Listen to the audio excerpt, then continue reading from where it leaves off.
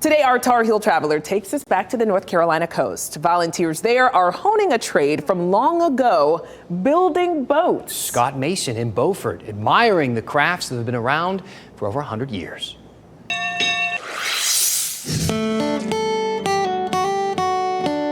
The past can slip away as quickly as a boat cruises for the horizon. But man can learn from the past, can learn from the boat. That's what I'm looking for. They're looking too. It's really cool. Why do you think they're so fascinated? Because they don't see people building boats anymore. Building boats the old way anymore. Boat building from about 100 years ago. Boats built from wood. We're doing it the old-fashioned way, and I love that. It's the Watercraft Center in Beaufort. No cheating allowed. Well, but power tools are allowed. Good. But other than that, the boat building is about the same as it was. It's beautiful. The boat builders almost the same too. They didn't watch as much TV, probably.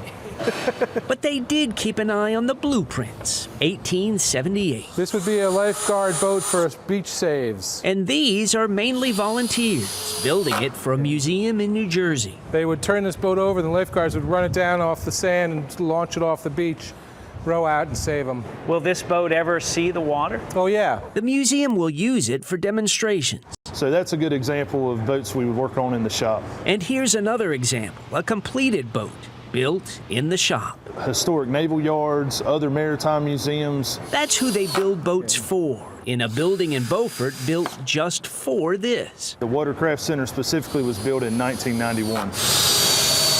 Good. Do you get many people watching you?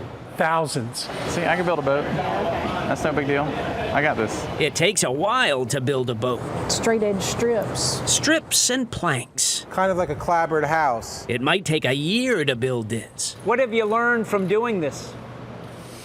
Patience. My father actually won a gold medal in the '52 Helsinki Olympics in yachting, so it's in my blood.